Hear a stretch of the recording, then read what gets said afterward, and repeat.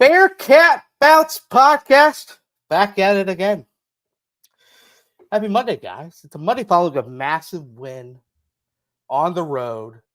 Quad 1A victory against Texas Tech. Spirits are high. Everything is momentously coming up Bearcats recently. So, I'm not going to delay this anymore. I'm bringing my guys, my pals. All four of us, pardon me. 3 plus me. That's right. Aaron Smith, Chad Brendel, Ryan Royer. Gentlemen, how are we? I'm good.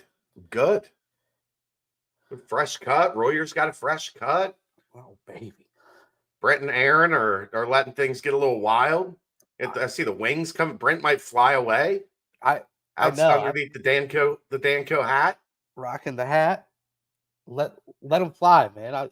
Royer's got that new age good looking haircut. You got that good looking fresh cut, and mine is just like that old school like baseball player vibe.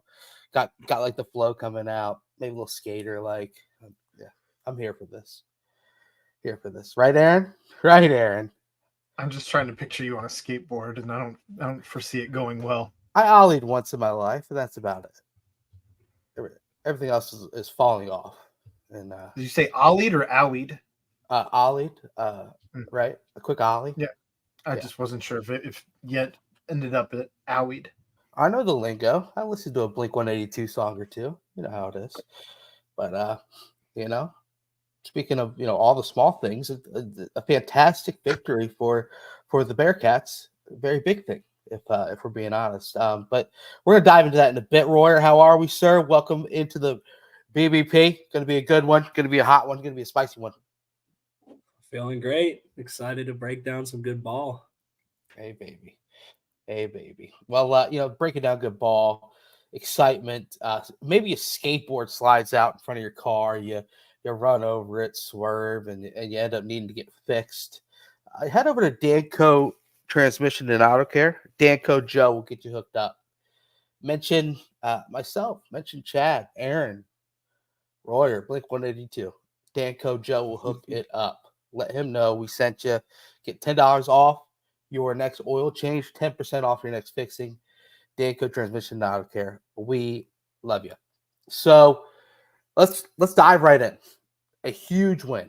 Obviously, midweek Wednesday was not fun. It was one of those where you get up 10, you start thinking things you probably shouldn't. Then West Virginia comes back and pulls off an upset victory, and one that sent a lot of Bearcat fans into a tizzy. And then what do? Just when you think you're out, as Al Pacino, that one meme says, is you get pulled. They bring me back in. Yeah, huge win. A win that the Field of 68 guys said the team of the weekend, the Cincinnati Bearcats. They hit the road. Another ranked road win, a Quad 1A win. That's an extra special Quad 1 win for all you bracketologists out there. And they are able to take down the Red Raiders. The first home loss for the Red Raiders on the road. Lubbock proved not to be too difficult to get in and out of with a victory. But man, they were home by like 12:30, Brett. Like they were back pulling onto campus. It's not that hard. Game at 6.5 hours later, you're already back home with a dub. In hindsight, do we even know at this point if he was actually talking about Lubbock or perhaps another city that he was just lost in and had no idea where he was going? Fair. Maybe he meant Waco.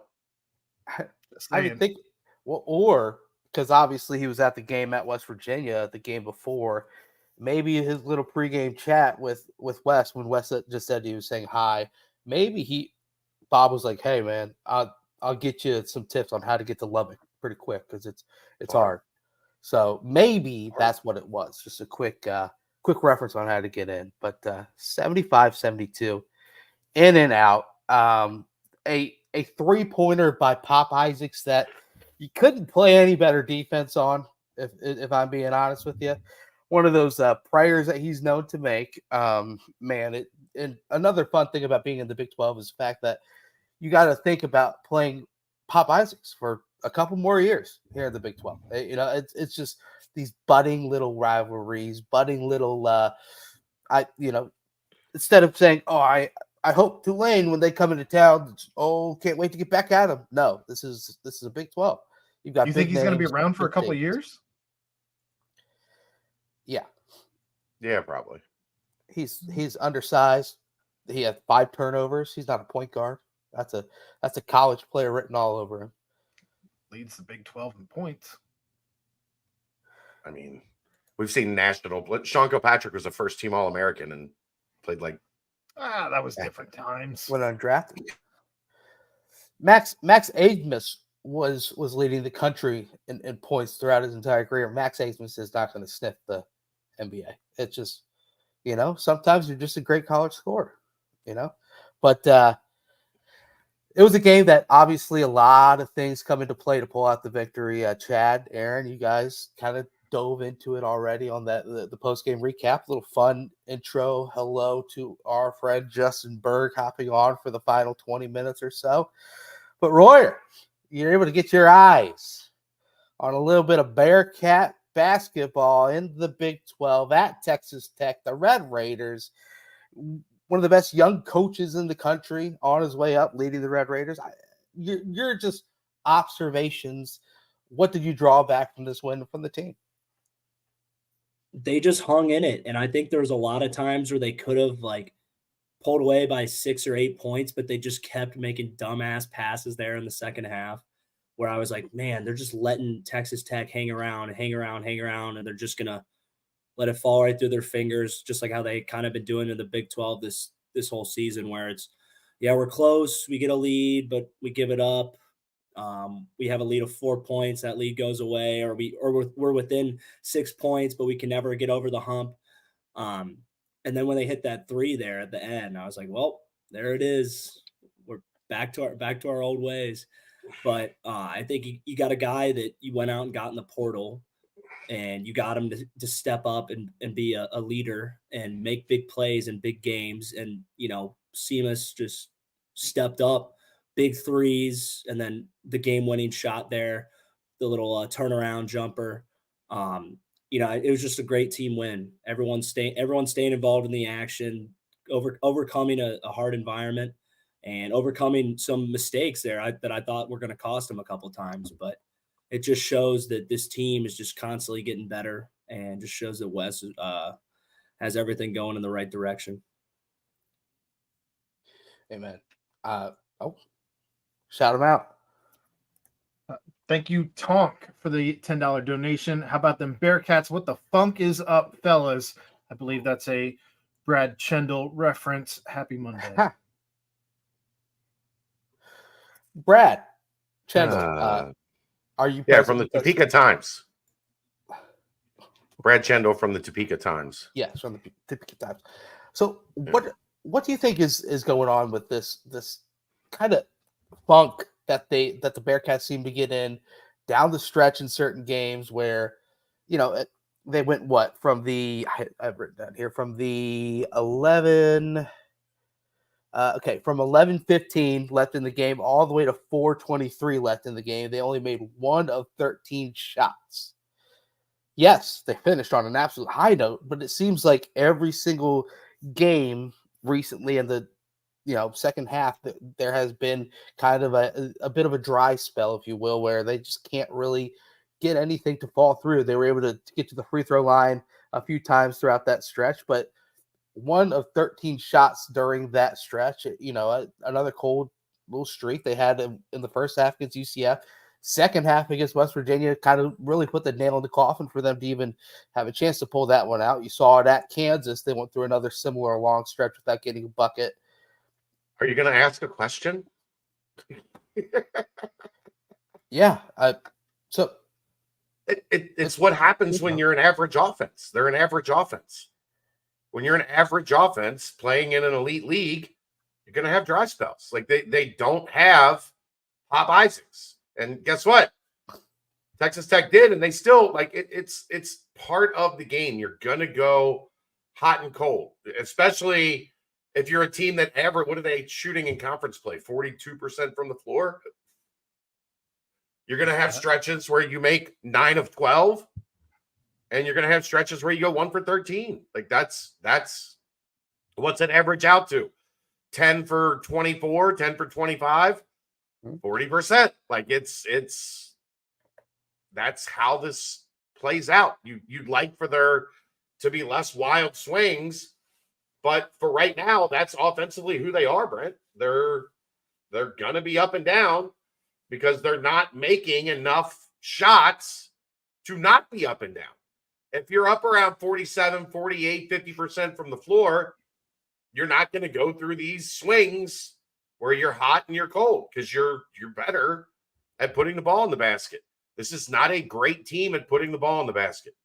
It is a team that is trending towards elite defensively. It is a team that is elite, as you pointed out on X today. It is a team that is elite on the glass. Mm-hmm.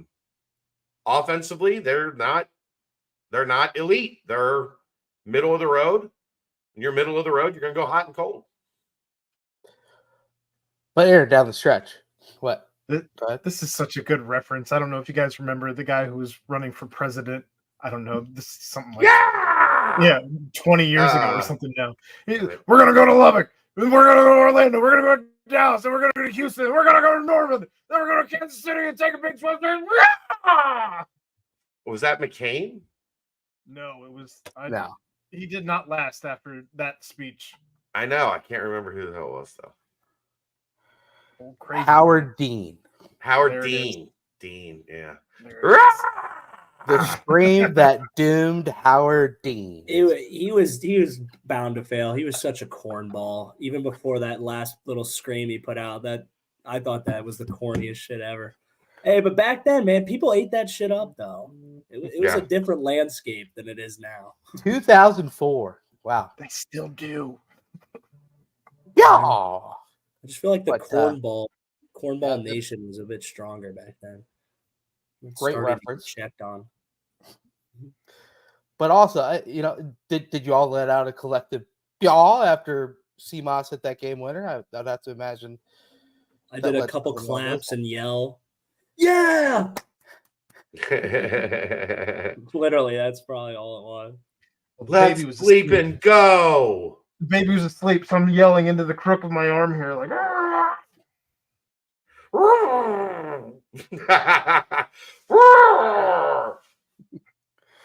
Mine was a silent yell, because I just, maybe a slight tear down the cheek. These things, they're crazy. But the reason why I asked that was because I was wondering if you guys think that someone is emerging, someone that we've seen do similar things along these lines where, yes, that happened 1 of 13 in that stretch, but the rest of the way they made 6 of their last 7 shots. The only missed shot was a somewhat ill-advised 3 by Dan Skillings with about a minute left in the game. But CMOS Lukosius, he had a layup. He had a 3 that was in response to a big shot made, and one made by Texas Tech where, Warren Washington was switched on to him. Warren Washington was very sick in the game, supposedly, for Texas Tech, and CMOS took full advantage, has separation, hit that 3 top of the key.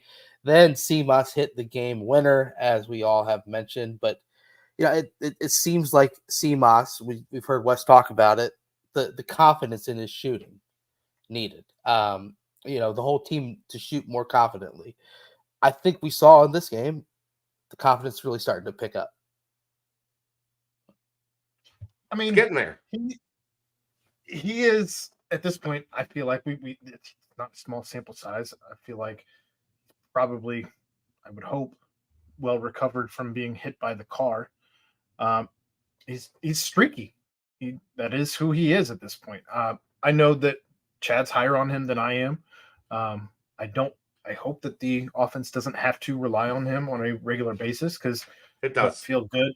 I don't feel good when he's necessarily the guy at the end of the game. I feel better right now with other people, I guess. But this was a good one. And so he was due. I don't know that he has to be the guy that takes the shot, but he needs to be the guy with the ball in his hand. There's nobody close to his ability to do all of the things. To create, to get downhill, to pass, to shoot, Like they just don't. There's a reason he leads the team in plus minus by a significant margin, and it's because offensively he's better than everybody else in terms of his complete package offensively. Yeah, because Dan's more explosive, more athletic, more raw, but like in terms of pure offense, pure offensive skill, Right. Seamus can do it like everything. He can shoot the three, he can come off the dribble, he can back you down, turn around. He can get in the lane and look to pass. And sometimes I think they're looking for those lobs that for some reason just cannot work when we have They're Aziz being so this bad at great. throwing lobs. And we have like the best So bad. the best lob guy ever. Yeah. And it still doesn't work out. It is crazy So how bad at bad. throwing lobs. It's wild. I think there's like 3 or 4 where it was just a thrown up right at the basket and it just nailed off the backboard. Just bad angles, I guess. I don't really know the science behind throwing the lob, but yeah, it's something that they definitely need a little bit of work on. But yeah, I mean, to your point, when Seamus was able to break down the defense a little bit, he was able to find Aziz for a dunk in that final stretch as well. So kind of just the shot creating, the offensive flow really going through him. Yeah. Yeah. Speaking of Aziz, who was it? Was it Odie? Can't remember. The big man in the past couple of years where it was always like, we were talking about it. Just dunk it. Literally just go up, jump as high as you can, and just slam the ball down as hard as your arms could possibly do it. Because Odie's part of it. Yeah. But that's what I want Aziz to do, because he'll get down there, he'll get down right under the basket, and he's pump faking. Just use that vertical and just hammer the ball at the rim as hard as you can, and you'll break these guys' wrists on the rim. He doesn't have that kind of lower body strength. Like his core. Yeah. Think like getting off. He gets put. Yeah. Like he doesn't have that. Like Jamil can jump through you and like dunk on you. Aziz just doesn't at this point yet have that, like, and I don't know that he ever will, like that core lower body strength to drive through to go up and at the rim and through. He kind of tries to go up and he goes back and tries to shoot it because he gets hit. Yeah. I would think Jamil would probably be the one out of the two. I would say just dunk everything. Yep. He tries for the most part. He just usually he can get his arm to the rim. Jamil is trying to dunk it. Yeah. Yeah. I agree. It seemed like he was a little timid for a couple of games, but definitely recently, the past 2 games, he's really stepped up that aggression again. Which leads us to another question that obviously it's not everyone can be on at the same time. It seems like with the squad, but it's a little strange, kind of this recent stretch of games for Viktor Lakhin. It just seems like maybe it was the illness kind of still trickling along. Maybe it was, who knows what it is. It just seems like he's been a little off. Obviously missed the UCF game due to the illness. Definitely seemed a little off during the West Virginia game. I did love seeing him diving on the floor on Saturday at Texas Tech. That just shows kind of just the fight and the grit that he was having. But it does seem like, I don't know. I don't want to use the funk word, but no F words. No F words. Right. It does seem like he's been this recent stretch a little rough. I mean, a lot of it, Brent, for me at least, when I'm watching him, I think he's lost confidence from 2. Like his footwork is not what it used to be. When he catches the ball, he's not decisive on what he's going to do. It's like he's in his head. Yeah. And if his scoring from 2 is what opens up the other stuff. Yeah. And right now, he's barely ever even getting a shot off from 2. I think people look like the natural thing to do. We do this all the time. We can't watch, like when Aaron and I talk about all the Big 12 games. We're not physically going to be able to watch every minute of every Big 12 game. So there is some necessity of like looking at the numbers and having the numbers tell you part of the story. Vic's not shooting a lot from 2 because he's not even getting a shot. Like he's getting the ball in position and he's either turning it over or he's giving it back up. because he doesn't feel confident. Like, he has got to hit a couple shots from 2, couple in the lane, his little one-handed hooks, something to get him back on track, because that's going to open up everything else for him. As it is right now, he's just not a threat offensively at the moment at all. 2, 3, 1, doesn't matter. Seems a lot of games they try to get the ball in his hands very, very early. One of the first, if not the first possession, it seems they try to get it to him down low to try and do something like his little baby hook or whatever it is that he does down there. So I'm with you. I think that they're trying to build his confidence. It seems at least. The problem is, Aaron, they do that and he botches it. Yeah. And then his confidence is in the tank. Maybe they shouldn't go on to him on that first play. Maybe let him get into a rhythm a little bit. Maybe start Dan. Well, that's a whole different conversation. Yeah, We'll have it. I mean, we'll have it in a little bit. The last 4 games that he's played in, he's shooting at 16.7% from the field. He hasn't made a 3. He's 0 for 8 in that department. He's trickled in a little bit on some rebounds, 5.5. I don't know how much of the illness is lingering in the last 2 games. And it's kind of weird. It seems like all over college basketball, these like illnesses are kind of hitting teams at certain times. It's every year, Brent. It's every year in January and February, everybody gets sick. It's just how sick works in a team environment when you're with those guys in close proximity every day for 6 months. So the team is going to get sick at some point. Yeah, the fact that they came out of it with, winning that game against UCF when it seemed like that was the kind of the game that had the most effect, maybe a little bit of the Kansas game as well. But yeah, would be interested to see kind of what the, a full week of kind of rest and rearing up and getting ready for Houston, throw out what sort of lineup to go up against Houston's 2 bigs that they normally throw out there to begin games as well. Be a lot of fun to dive into and really take a look into it. But let's continue talking about this game real fast. Dan Skillings, Tom Crean had some really nice things to say about Dan Skillings. But man, Tom Crean responded to Keegan today. I know. Yeah, gave a little quote tweet. Told Keegan. That's bullying. Quote tweeting people is bullying. Don't do it.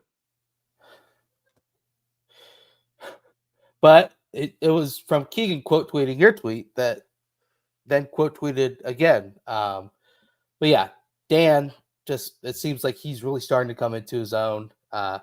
Efficient wise, he still has those head scratching times, but man, just what you guys saw out of Dan on Saturday, that kind of just really just continues to explain how great he is and how much he truly is scratching the surface, as Wes likes to say.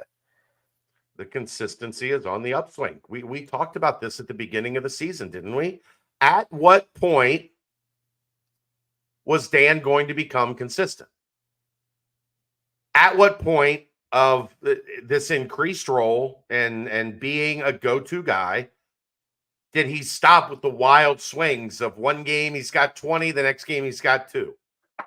And it feels like we are at that point, or at least close to that point, where we're getting a lot less 2s and a lot more 14s and 15s and 16s mixed in with those occasional 25s.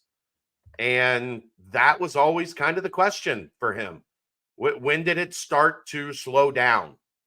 And I think if you're watching Dan play, things are slowing down. He doesn't look like the Tasmanian devil out there anymore.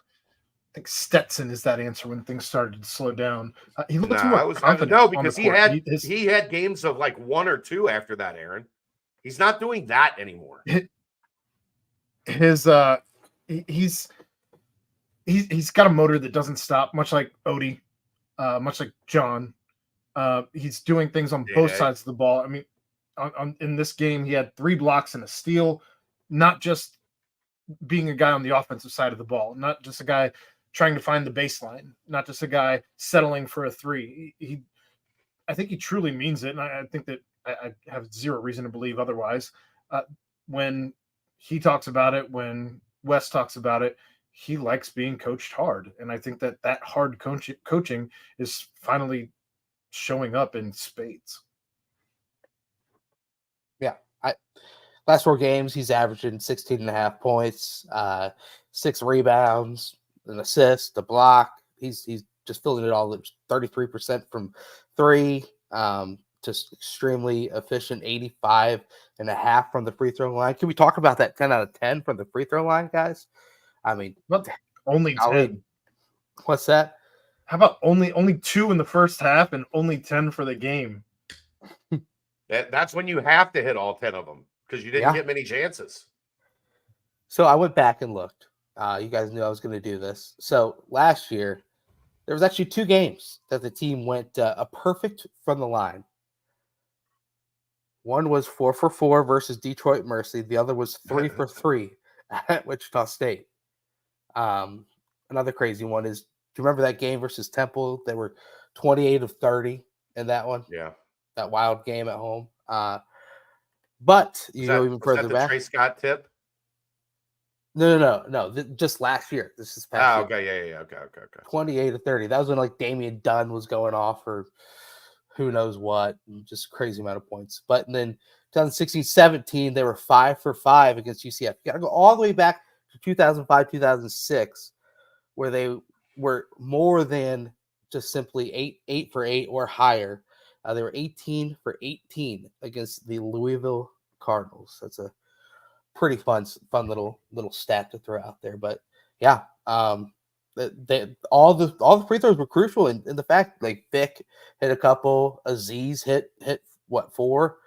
I mean they were all backbreaking to Texas Tech. Those fans hated us. I'll tell you that much. Every single thing was a boo. Every single thing. Did they hate us or did they hate the refs more? That's a good point. I think everybody hated the refs more. Probably a mix of both. So Chad, I want to hear your basketball side, your basketball thoughts on just Pop Isaacs and his what he was doing to draw these fouls, which I thought was just kind of I mean, the one he's like grabbing Josh Reed. It's James Harden. That's exactly what it is. It's emulating the way James Harden plays basketball. I don't like it. I think I expressed my opinions on this Saturday night extensively. I think it's a soft way to play the game. I think it's, you're catching and then immediately trying to rip up through a hand. Yeah. Like you're not trying to shoot. You're not actually playing basketball.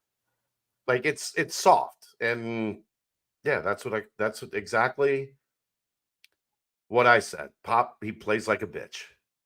There. Somebody in the chat on Saturday night called him Flop Isaacs, and I thought that was perfect.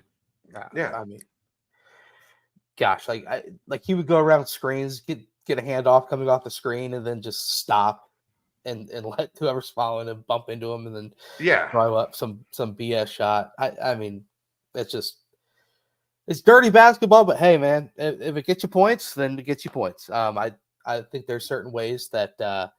I think Berg mentioned, Day Thomas learning a little bit from that because Day always seems to have a defender on his hip when he gets that first step. So, kind of just use it to your advantage at time. But that was I don't want my guys playing like that. I don't want my guys playing like that. Yeah, just play the game. Like that one scrape through that you were talking about when like John was just like coming out of the timeout. Cream was just like that. This is just horrible. This is not how basketball should be played. But it is what it is. Rebounding. First chat. We'll talk rebounding and then lead into your tweet that you sent out, which is a pretty wild tweet. This team is rebounding it at a extremely high level. The fact that at halftime, I thought they didn't rebound too well in the first half. I think it was knotted up at 16 apiece. I mean, they gave up too many offensive rebounds the entire game. Right. Oh yeah, for sure. But first half, it was 16-16 total rebounds. And then I trying to find offensive here, but yeah, offensive rebounds. It was just 8 in the first half for them. Yeah, that's way too much. What do you think it is? Is it just the fact that they have so many players that can go in and get a rebound with their athleticism and their physicality, adding in, Dan on top of everything that just kind of leads to how good this team is at rebounding the basketball? Aziz is elite defensive rebounding. Elite. Like, Yeah. not kind of good, like great Yeah. as a defensive rebounder. Dan is great on both ends because of his length and because of his effort. And it's what we talked about a little bit before when we've talked about their rebounding. They got guys that can rebound out of area. They've got guys that can go get it. They're not stationary.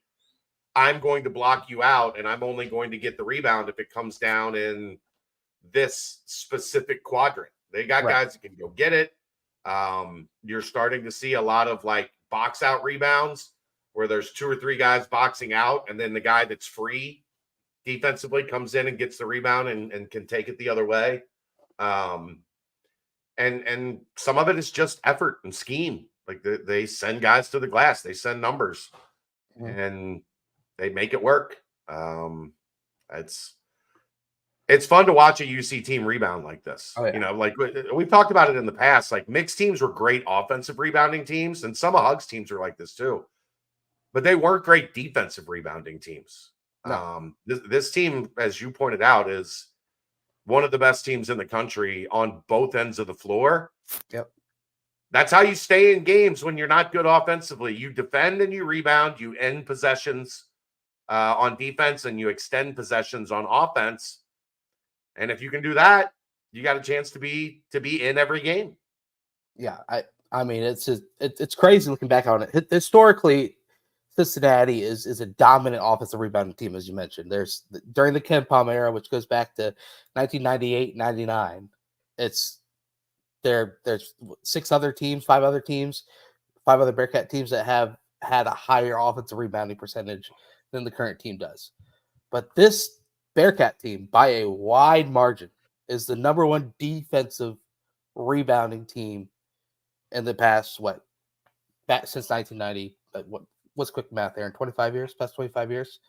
So that's an alarming stat right there. And a lot of it has to do with the Z's. I think a lot of it has to do with Dan. You see Pops Isaac's shot there at the end, that the potential game winner for them.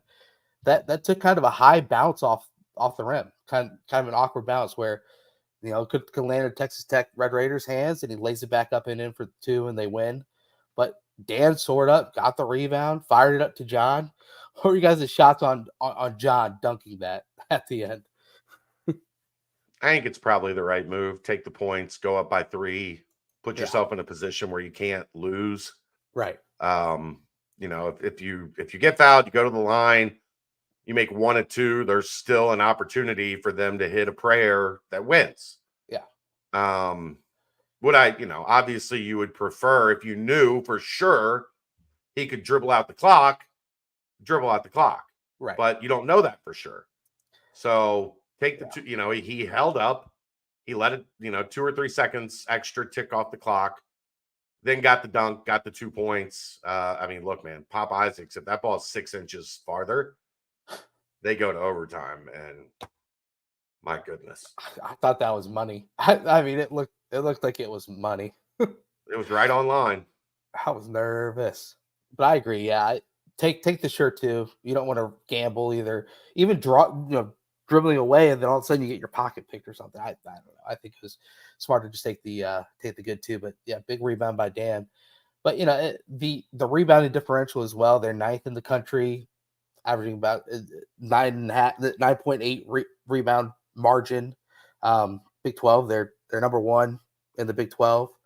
Obviously, it's gonna be hard to sustain these numbers throughout the rest of the way because you're facing the Big 12 teams and then whatever postseason throws at you. So, but the fact that they're able to put up these numbers is a credence to just how good they are on the boards, and it's pretty widespread too. Numerous players getting double doubles, numerous players hitting the glass hard. It's a joy to watch, and they beat you up too. Which, Chad, I'm going to bring up your tweet that you sent out. Every team that Cincinnati has played in the Big 12 has lost their following game. That's a insane stat. It's the physicality. I mean, you're worn out after playing the Bearcats, and then you got to turn around and play. And part of it is also you're playing another great team, Right? every time.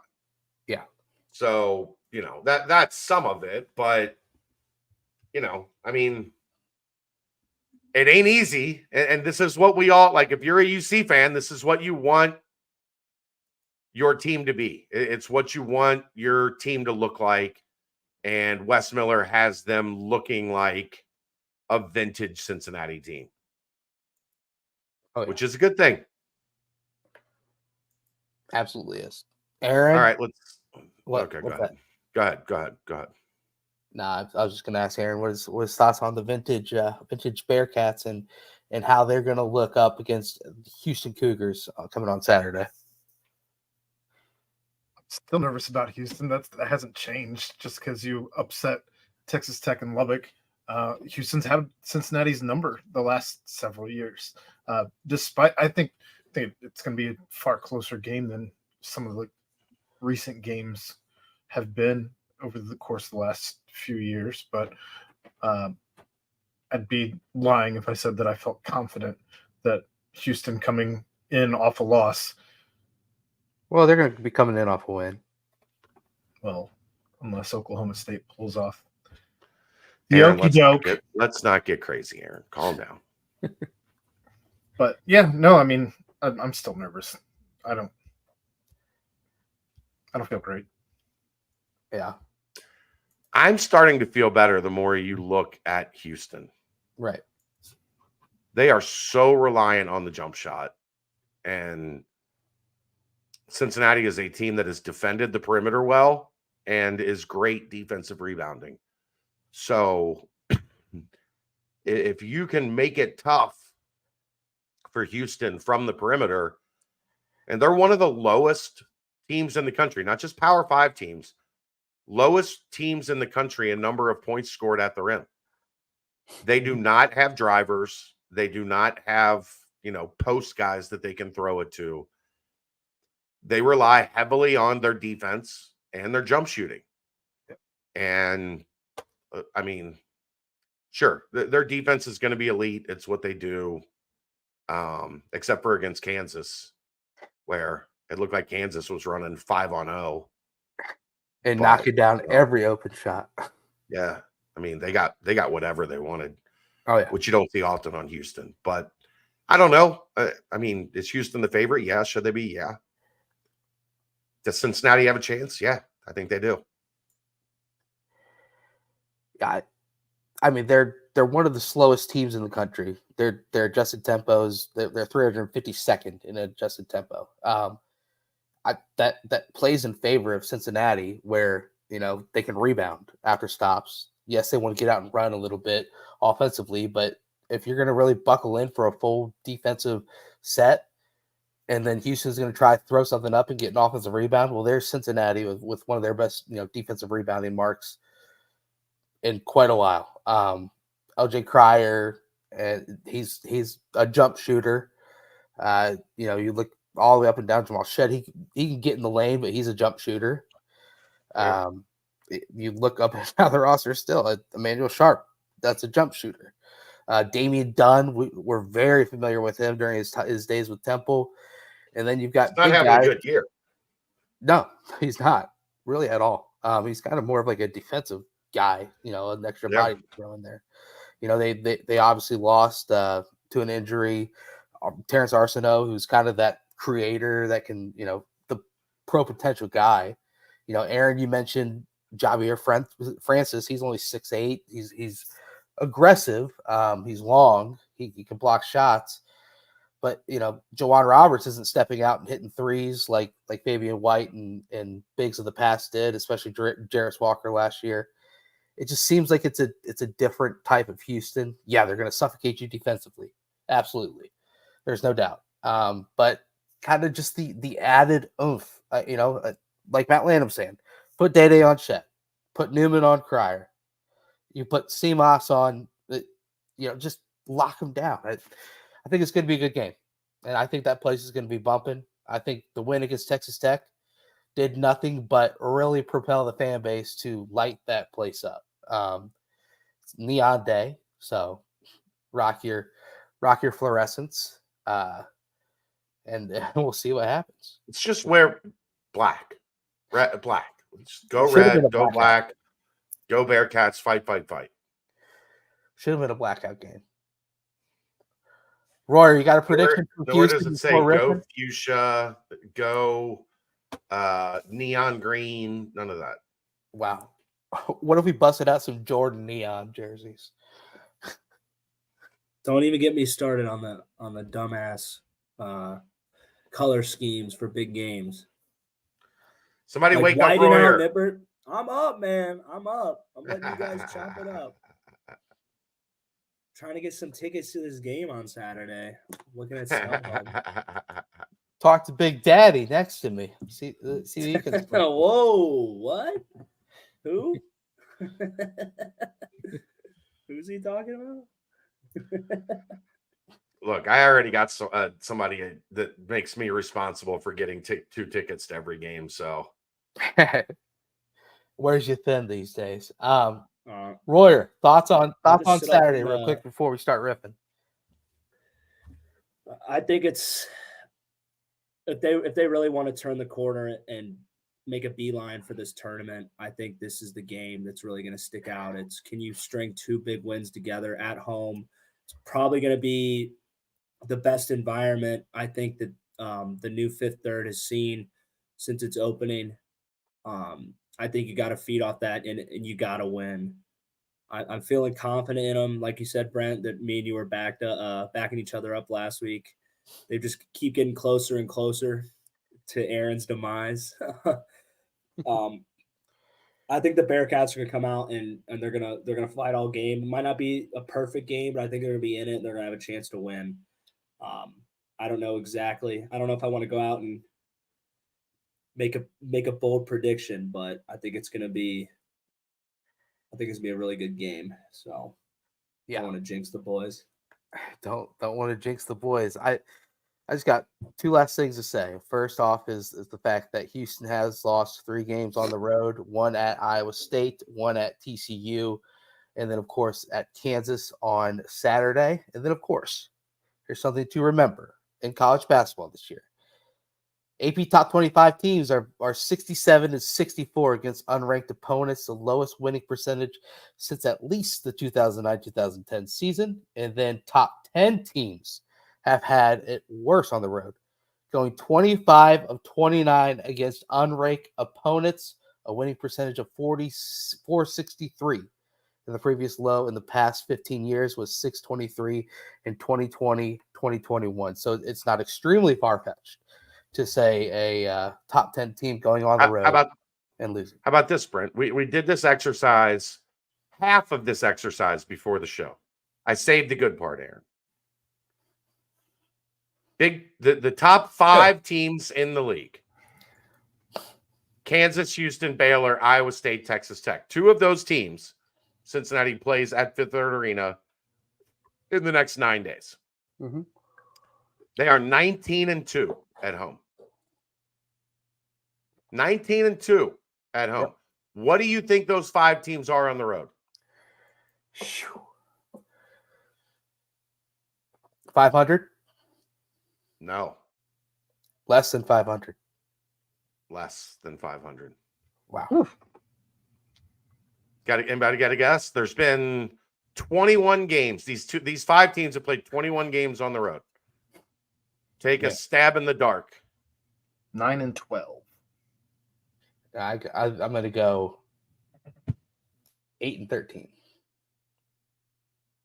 Royer? You're muted. You're 7-14. Brett nailed it. 8-13. Damn. Kansas 1-3 away from home. Houston 2-3 away from home. Baylor 2-2 away from home. Pay attention to this one. Iowa State 1-3 on the road. 1-3 on the road. And then Texas Tech, as we know, 3-1 at home and 2-2 on the road. Welcome to the So- Big East. The Big 12. Big East. Big 12, baby. Welcome to the Big East 12. stinks. Yeah, Big East sucks. Fucking freaking. I'm so tired of hearing the chumps across town chirp. They are the number 4 team in Ken Palm in the Big East. They would be 11th in the Big 12. Shut up. Yeah, their Shut best up. win. Their best win was against a team that was, well, their best win on paper is against a team that was absolutely horrendous in November and December. Right. Horrible. Shut up. But let's hang our hat on it. I don't know. Golly. All right. But yeah, the Houston and Iowa State. This is a big week, and we'll be here in between the 2 games. We'll be back next Monday, but those 2 teams are what 3 and 6 on the road in Big 12 play. Yeah, I'm just saying, you're playing good basketball. Mm-hmm. Things are rounding into form. You're starting to find a little bit more consistency. Go win 1 or 2 of these games. You're going to be the healthiest that you've been probably.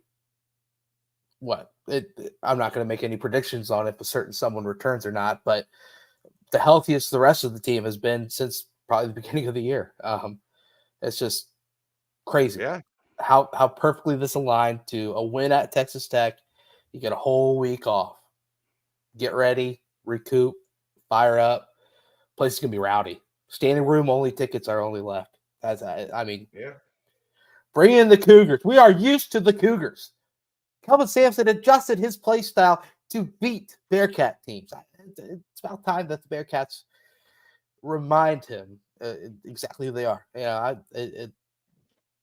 They've got close. They've kept on pushing. I don't see a Jarris Walker on that Houston team right now, though. I don't. I don't see a Fabian White who can shoot from the outside. I don't see a Quentin Grimes. I see a team that you got to really just buckle in and defend. And if there's one thing this Bearcat team can do, that's buckle in and defend. So we'll see.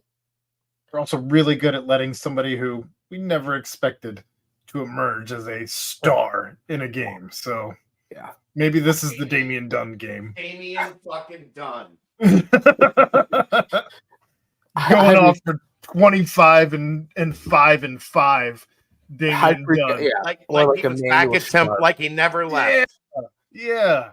He had 34 at Fifth Third in that 88-83 win loss last year for them. 4 of 11 from 3, 12 of 14 from the free throw line. Get out of here. Get out of here. That's a team that did not have John Newman, though, in fairness. Right. Man, John Newman, the warrior. Ooh, we didn't get to highlight him enough, but you guys did already. The absolute warrior, John Newman. Shouts to him. And he's so timely with his responding buckets. So timely. But I think that might be the perfect nickname for him. The warrior. Like, you know what I'm talking about. The music hits. He's running down to the ring. He jumps in the ring, shaking all the ropes like this. Crazy hair. I actually had a TikTok pop up yesterday or today. That's why the Warrior's fresh in my mind. It was Hulk Hogan against Sid Vicious. Okay. And the Ugandan Nightmare or whatever the hell his name was came out to help Sid Vicious. Man, it was WrestleMania. It's like one of the first WrestleManias. And the music hits and the Warrior outlandish names. Out. Yeah. The Warrior just flies out from the back. Like that should be John's thing. They should put him all the way in the back, like during introductions, and introduce him last. And they play the Warrior music, and he's got the armbands on. The hair's all going crazy. Just neon. Neon night, right? Neon head to toe. What better way for Neon night? You get him a Warrior mask, one of the face masks. Yeah. Blast that EDM. Golly. Place gonna be jumping. Papa Shango, that was the one. Mania 8. That's scary that you know that right off the top of your head, Top G. Yeah. Oh, yes, WrestleMania 8, Sid Vicious and Papa Shango against Hogan and got saved by the Warrior. Yeah, shouts to I'm not a big wrestling guy, so shouts to people that have that brain for that. But yeah, Brian Johnson, good movie. Yeah. Hey, you know what? If they win the rebounding battle on Saturday, I think things will be tilting their way quite a 45, 35, 75, Brent. I think that is this team's key to victory. 45% from the floor, 35% from three. I might even lower it to 70, but I'll say 75% from the line. 45, 35, 75 is the winning formula for this team. That's not even that great. That's No. very average.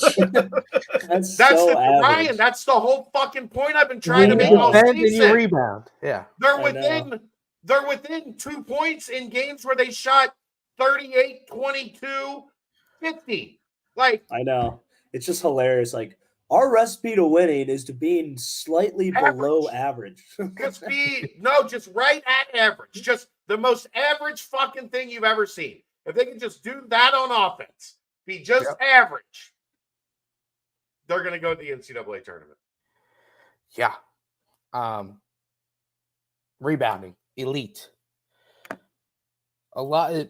I kept on looking like the last however so many years. Every Power 5 team that has been in the top 10 in rebounding margin has made the NCAA tournament, and I had to stop counting because it was so many years that it rang true.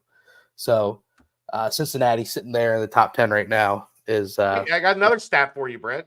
I'm all for the stats. The Bearcats have played 9 Big 12 games. How many of those games were against teams that were ranked at the time? 6. 7. And if you extrapolate that down the stretch, UCF and West Virginia. UCF and West Virginia are the only teams that weren't ranked at the time UC played them. Yep. If you look at the next 9, UCF's not going to be ranked. Mm-hmm. Kansas State is not going to be ranked. Oklahoma State is not going to be ranked. West Virginia is not going to be ranked. Yep. There's a chance TCU is not ranked. Right. There's a chance Oklahoma is not ranked. So if you're using that, which I know there's way better things to use. There's RPI, they're not there's KenPom and BPI and all the other the net, all the other things that are used now. Mm-hmm. But just on the surface, 7 of your first 9 were against ranked teams. There's a pretty damn good chance at least 5 of your second 9 aren't going to be ranked. The path to the tournament is there. Yeah. Go win the games. Yep. Yeah. Because the fact is this as well. I've been doing a lot of bracketology because I'm a little insane, and so in the membrane. Yes, exactly. And the amount of just like BS quad 2 games that these BS conferences have where they're playing a road team that's like 122nd in the net and it's considered a quad 2 game is just it's insane. So this is the time where Cincinnati can start to get some of those easier quad 1/quad 2 games against teams that aren't ranked. They've got 2 quad 1A wins, which is outstanding. There aren't many teams out there that have that many quad 1A wins. So it's time that they start to fill in the cracks with some of these other games where they're right on the cusp of quad 1, quad 2. So you just keep on winning, tournaments right there in sight. So it's going to be exciting. Quad 1A road wins. Yeah. Not just quad 1A wins like at Fifth Third Arena. Right. Roads. Well, they got a chance for 2 of those in the next 2 games. Yes. At Fifth Third Arena, though. So see what happens. So anything more, Houston, or recapping Texas Tech? Big win. massive. Should we bring this? Should we bring this back because this is a great question. Steamboat Savage WrestleMania 3, the greatest match ever? No, it's a great one. The greatest match ever, I don't think is even really in question for me. I know right off the top of my head, without thinking, the best match I've ever seen. Okay. Anybody?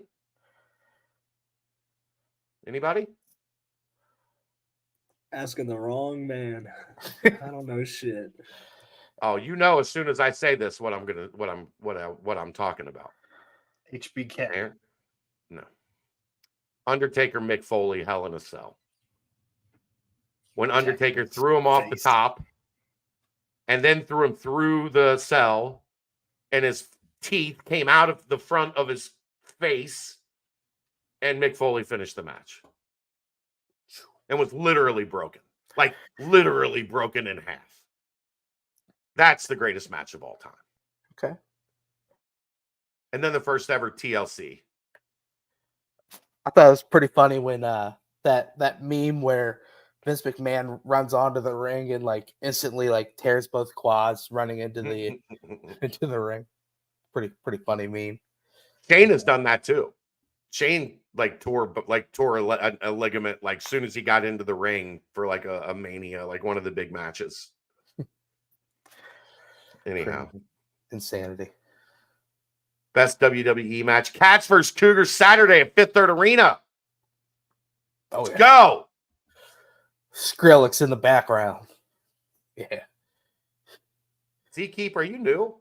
Are you a new one? Yes, you a newbie? Aaron, is that a newbie?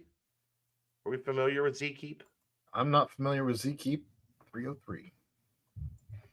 Let's timestamp. All right. Quick Paper Supply, your local and family-owned restaurant supply company for all your non-food products. Quick Paper services over 150 restaurants with weekly low minimum next day deliveries. They provide a wide range of food service products from to-go containers, cups, custom printed products, eco-friendly, and much more. They also have cleaning and restroom supplies for all your janitorial needs. Call Nick 513-470-2029 and reference Bearcats for 20% off your first month of purchases. Boom. You want to introduce the riff in chat? We don't have a read yet, so okay. I'm still in communication on that. But we'll officially kind of throw it out there. This is New Riff in with Royer.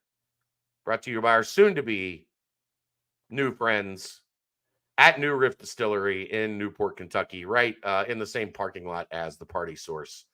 I will have more details for you, and maybe even a little deal to go get a tour of the distillery.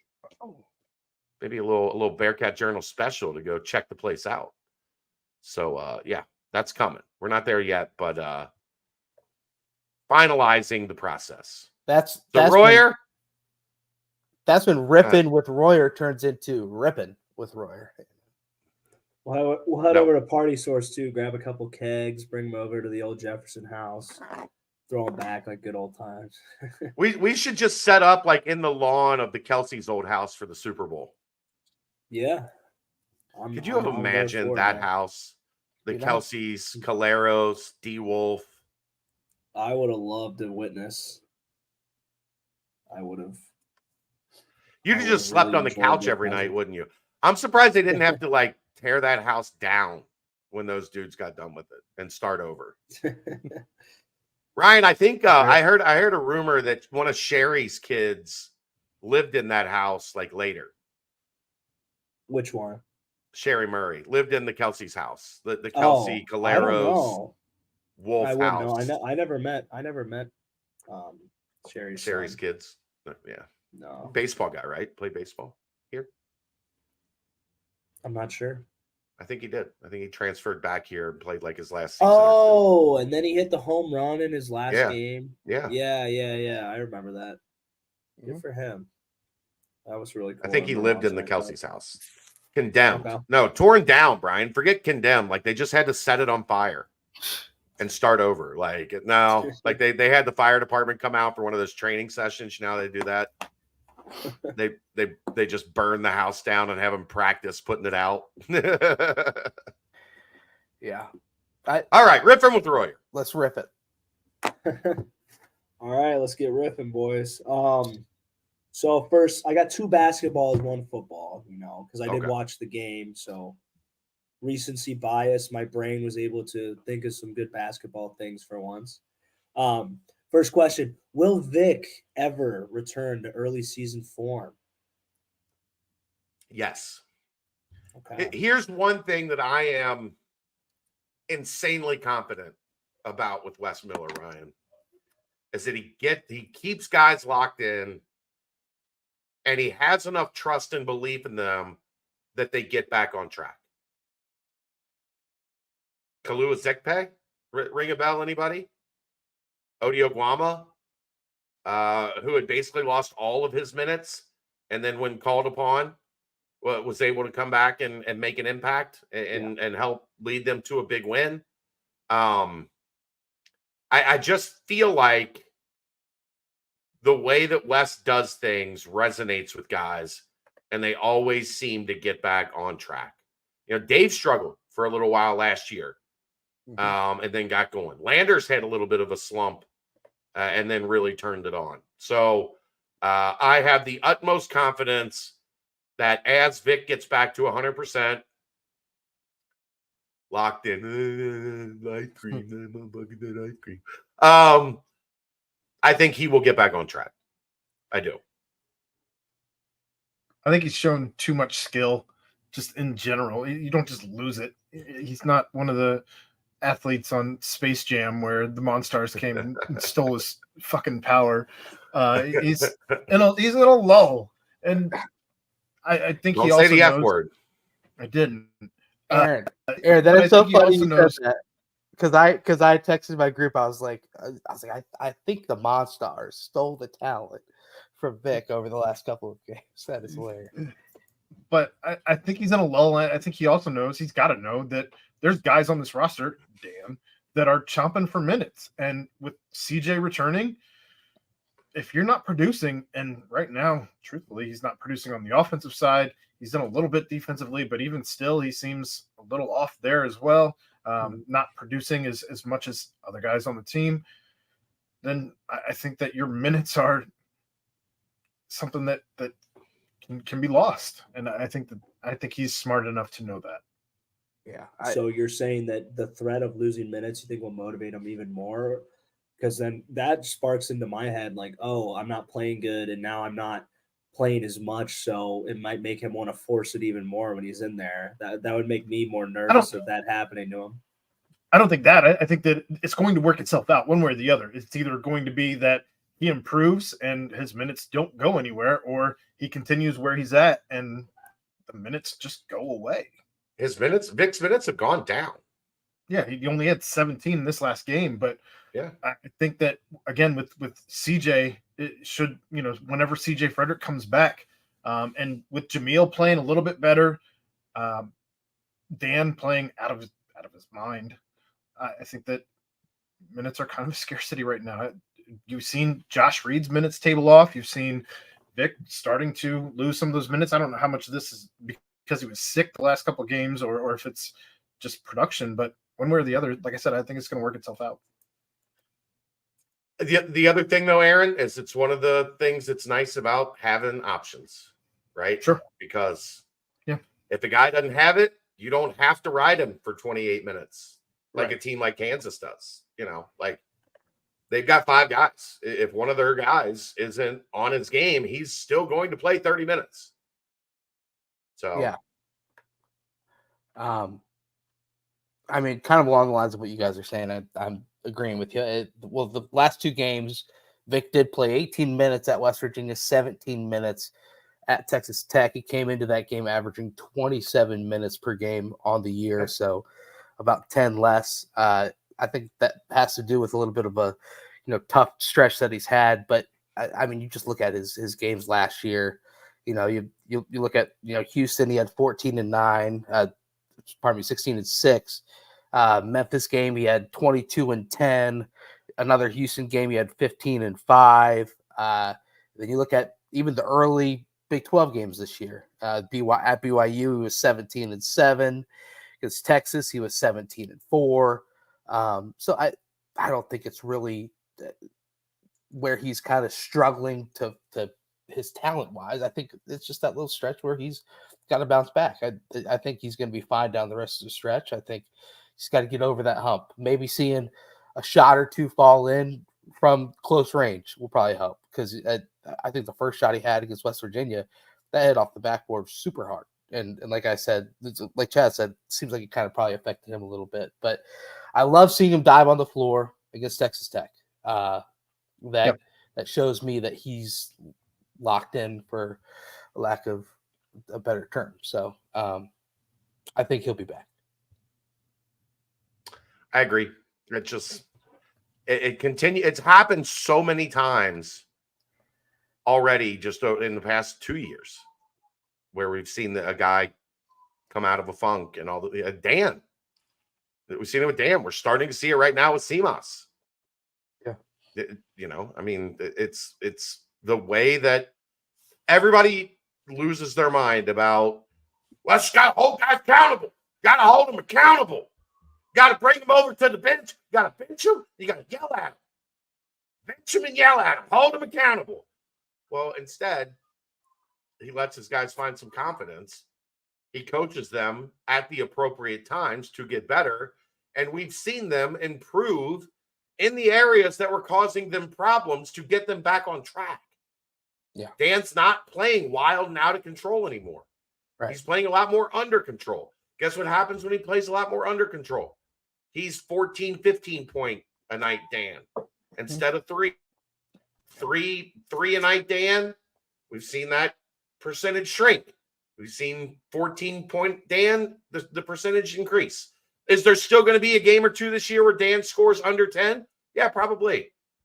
Because he's not all the way there yet. He hasn't reached the height of his superpowers yet. But the consistency is getting there. And I think the consistency will return with Vic. I do. And if not, he'll play 16 minutes. We're gonna Somebody else will play more. And you've got two high-level bigs that can fill in those times. Yeah. I think we need his offense down the stretch to really I agree. lock in these wins if we really want to make the tournament. He's just a whole do it again. All right, you mentioned Simas, leading me right into my next question. How close can Simas inch to MVP of the team conversation? Do you think he can ever get there? Not this year. Not this year. You think it's kind of just be John Newman's still on the team, right? Yeah. Okay, then he can't get there. Yeah. I know what you're getting at, but John Newman's on the team. He ain't getting there. Okay, how about overtaking Dan? Make it a little bit fairer. I think because he's so much more heady and skilled with the ball, he can. The one thing the thing that probably will keep Dan ahead of him in an overall sense is that Dan's just so elite on the glass for a wing, for really a two guard. Like Dan's a two guard. Dan is not a 3 or a 4. Dan's a 2. And to have a 2 that can rebound like that is special. It just changes. Brett, I think that's the answer to what's different about this team than any team we've seen. Who's the last guard like Dan that you remember that rebounds like him? I was actually thinking about that, like Jaquan maybe. Jaquan played the 4. Played 4, yeah, right. Like he had to rebound. They put him in a position where rebounding was a necessity. Yeah. Well, that was just that 1 year, and then his senior year, it was T-Rub and and JJ and Shek Mooj. But I mean the way that Dan's able to go up, and then Day when Day gets a rebound, he uses all of his athleticism as well. Yeah. John is just super physical and athletic. Simas obviously has his times where he struggles a bit on the boards, but Imac was a good rebounder, Brian. I don't know that he was as impactful as Dan because of Dan's length. Right. Well, Imac is a dog, though. Don't get me wrong. And then you hear Imac fan appreciation podcast from 25 years ago. And his Rubles was not a guard. No. No. Man, his how about his first half against Memphis though? His on senior night. That I dude mean, was the running scoring joke was at he will. couldn't score that many points in an empty gym if you gave him 2 hours. Right. And And he was he had going what, off. 20 something, almost 30 at halftime? Oh, yeah. He's going off. Hitting threes. I was like, whoa. But yeah, I think Dan's obviously a huge catalyst into the rebounding. But Royer, I think something that Wes also alluded to with CMOS is the fact that with CJ being out, CMOS has had to shoulder the extra burden of being the 3-point shooter on the team, being the guy that you tell, hey, you got to shoot more. You got to up your volume.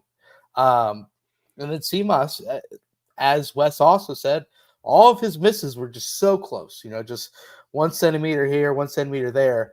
Well, you're starting to see a little bit in the second half of the West Virginia game, and then especially during this past Texas Tech game, water starting to find its level a little bit with CMOS. The shots are falling through. I think just his overall impact, where the offense is just so much better with him on the court, and then kind of that dog that he's starting to bring a little bit out there as well. I saw him chirping with Texas Tech.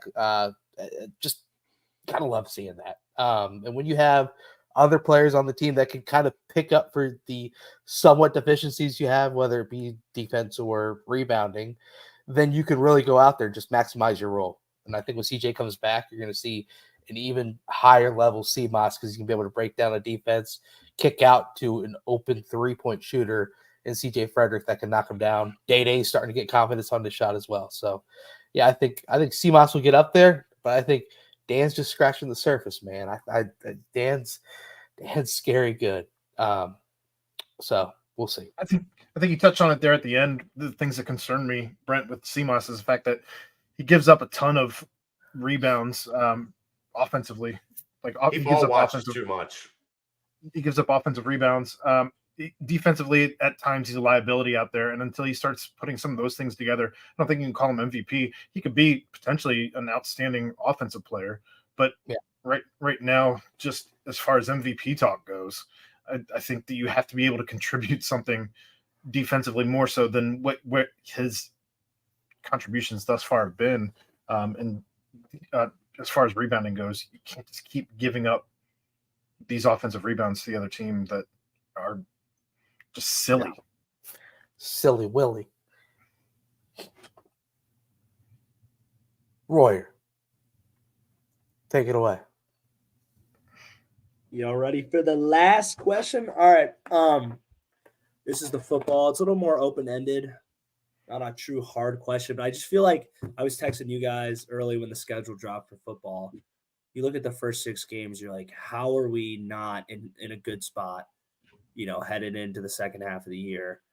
And I was talking to my roommate today too, just about football, because he keeps up on the Bearcats. And we were both just kind of like saying, like, why do we feel like we're just going to be like a lot better next year in terms of we're going to be sitting at a better record.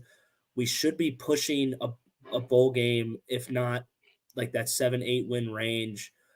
But like we really have no real reason to think that outside of maybe the Sorsby. But like, what do you think that kind of like positive momentum is coming from?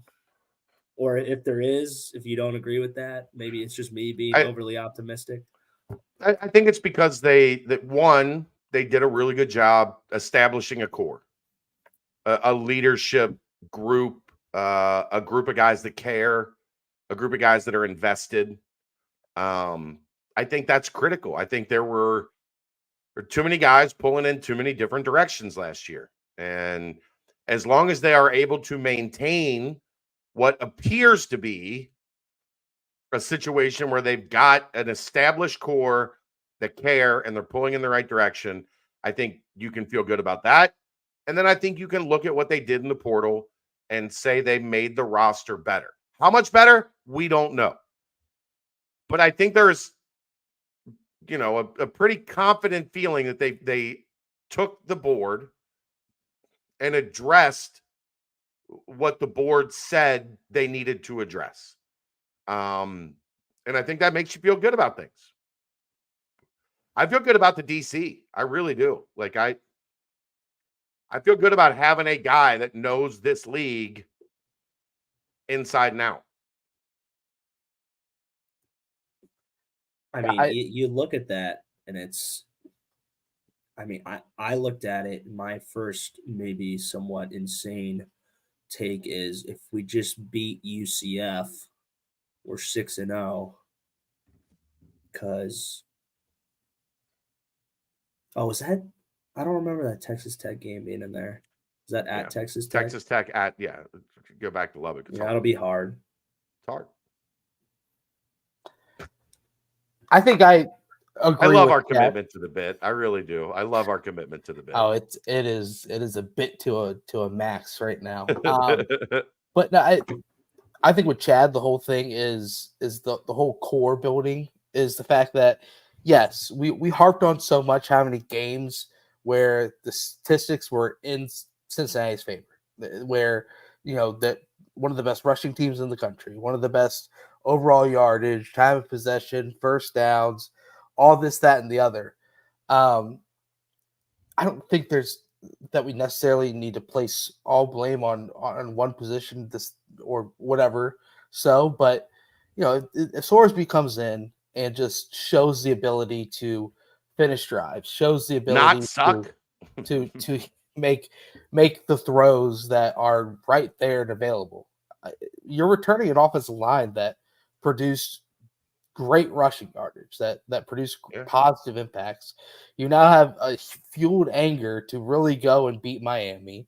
You welcome in a Houston team that you won your first Big 12 game, an only Big 12 game against. You welcome them in with the first year head coach. Pittsburgh. I'd feel better if they still had Dana. What's that? I'd probably feel better if they still had Dana. Right. I agree. But no, I'm with you, Royer. It's more of a situation where Ryan, you add all these pieces. I think it just strengthens what was already there. what's your read on if they're 4-2 through the first 6? 4-2 at the halfway point. I think that's fine. I don't want us to lose to UCF because I don't think that they're that much better than us. I don't think they're that much better of a program. You don't want to lose to them because former teammates are on that team. Yes, that too. You have the two starting defensive players transferring over there, and it was almost kind of like a slap in the face by them too. I feel like they like targeted them, and the way they kind of promoted it too. I think some of that also went on the players as well. They were part of that, but just kind of like, we're just going to take your guys. It's kind of funny how we're going to take your guys, and they're going to kind of think it's funny too. Right. And then we're going to come beat you. Yeah. And, I just think that'd kind of be like, they view us as like a wounded dog right now. And they're trying to pile on some wins in a row on us. Is that game down there? Yes. Yeah. Yeah, that's what I thought. But I think that's you got to find a way to win that game. If you win that game, you're sitting at if you lose that, there's no way we're losing to fucking Miami again. I don't not a chance. I'll go out there and state that one. I'll put my balls on the line. I think Pitt's critical. Yeah. If not because it's Pitt, but because this team won one game at Nippert Stadium last year, the FCS game. Yeah. You have got to reestablish that this is a place people don't want to come play. Yeah. And if you go, they had the advantage of 7 home games last year. They went 1-6. 1-6. And I think Pitt's going to be better than they were. They were so bad last year, but I don't know if they're going to be like dreadful. Tight end playing quarterback. Their caliber by week 2. That's what I'm kind of hoping. I'm hoping we're going to still be a little bit of bad Pitt in them, and then the Pitt of usual will kind of be out after the halfway point for them, and they'll have a better year. But my prediction is not week 2. They're still figuring it out. So you have to go win that game. You have to. Yeah. You have to establish that Nippert Stadium is a tough place to play. Like for me, I think that game, Ryan, for this program going forward, I think that Pitt game is the UCLA game in the Rose Bowl. I like I that agree. comparison. I was You going have to to say set a that. tone. Yeah. You have to set the tone that we're not to be trifled with. That at Nippert Stadium, we stand on business. And you got to beat Miami by 3 touchdowns. At least, yeah, exactly. You got to pair that up in the next week. Brent, I didn't There's get no, it's crucial. I thought I'd get a better reaction from "We stand on business" from you. I'm did sorry. good. I'm just locked in on the Miami game. It's just I just keep looking Going- at that fucking M. Going back to your question, Ryan, I think that you feel better about the schedule, especially the first 6 games, because, and I'm shocked that you, as much as you've talked during this segment, that you haven't already touched on this, but I think you have to feel better about the culture of this team and where they're at. And I think you kind of were dancing around it, but you never quite got to that point. But the culture that they've established right now with the leaders that they put in place, with the team building that they're doing right now, and we're starting to see some of that trickle out onto social media with the teams that are winning the weeks as we approach spring ball. I think that changing some things up as far as personnel went, where Brian Brown's no longer here. You have a guy who's here first time, a little bit more hungry. Maybe we're going to see some more of that, simplifying things down and starting to see more of the aggression, as opposed to just thinking that we're going to keep continuing to do the same thing we did at Louisville and it's going to work because that's what we did and it worked there. I just think that you're going to see a lot more attention to detail because they're not worried about putting a new team together and having their first year in the Big 12 and having their first year at Cincinnati and all these things that were first. And now you're going to see some continuity and you're going to see some able to build on some things. And that again gets back to some of that culture stuff that you always are talking about. So I think that's why you probably, of all of us, feel better about things than you did last year, is because of the culture that they're going to be able to instill. And it's going to really be Satterfield's team, but not just his team, but also these players' team. Yeah, that is a great point, and I agree with you. And we always talk about college football as a copycat league with like offense specifically, but it's the same thing in the weight room. Like there is a formula that on how you build a culture doesn't guarantee that the kids are going to respond to it and they're going to do it and they're going to embrace it. But there is a certain formula that the best of the best in the strength community utilize that's been proven, it's been tried, and it gets kids to buy in. It builds cultures. And what I'm seeing out of Nico, look at the guys Nico's been around, the people he's worked with, worked under, and played with, and it has all the makings of what Cincinnati football is. And I think it took them a year to kind of figure out like what Cincinnati's all about, what this team needs. And I think now this type of stuff he's doing, it's like, it just brings me flashbacks to not only what I did when I was on the team in the early years when it was time to rebuild that whole motherfucker up from the ground. But you saw in the same scenarios with the other programs he's been involved with. You look at the Michigan State, look at Ohio State, when those programs were really kind of reestablishing their brand and kind of like a tougher, nastier style where they kind of took that next step, not only against they're taking next steps against teams in the Big Ten, but next steps against teams outside the Big Ten and the SEC, where they're winning up front. They're playing good ass defense. I think it all started from this similar offseason training style, the attention training shit, the mat drill shit, like the he's got the crews. So what he's doing is, if you saw on his the whiteboard in that Strong Will Reign, it was about SEALs. I can't remember if it was the acronym SEAL. Do you remember? I don't But know. what they're doing is these guys study the Navy SEALs and their buds. Oh, it was buds training. Yeah, that's what it was. He's calling this phase buds. And you guys know about the college coaches and strength coaches obsess over the Navy SEALs because of their culture, leadership, toughness building. They make the greatest war fighters in the history of the world. And Coach Brady would do that, and I know Coach Marotti would do that at Ohio State, just kind of replicating that boat crew, team crew thing of guys. And it was like every crew's competing against each other. And these crews are built up of guys from all across different positions. And you guys are just buds is literally you just get your fucking asses turned inside out for a couple weeks. And that's what's happening to them right now. I'm getting like Snapchats from some of the guys still on the team. You see them just passed out in the locker room after a workout. And I'm like, God, I'm glad that's not me. But I'm also like, fuck yeah, let's go.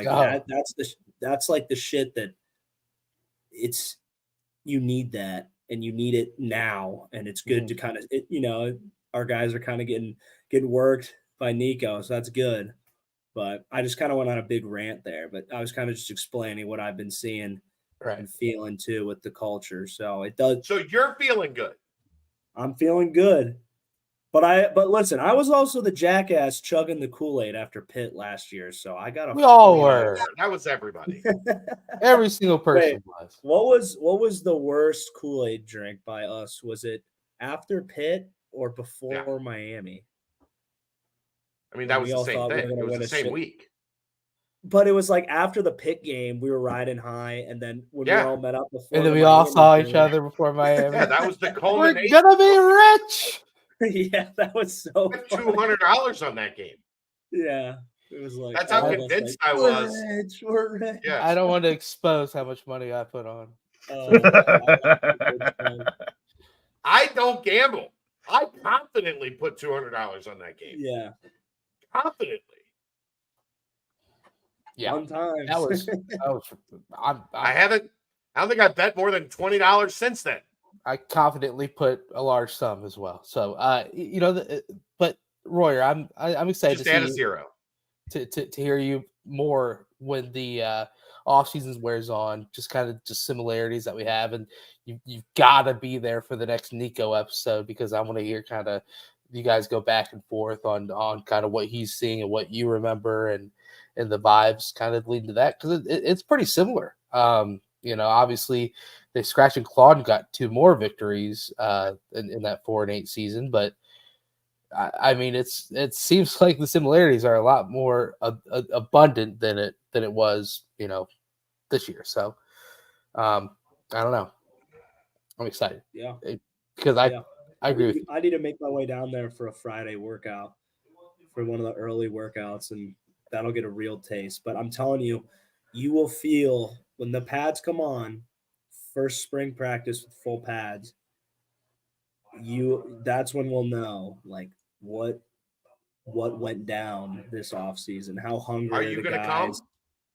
Yeah, I'm gonna, as long as it's not, depend on the time. I might be able to come for an hour in the morning, catch a couple, maybe the first couple periods of 7 on or inside run or something, but I have to go to work.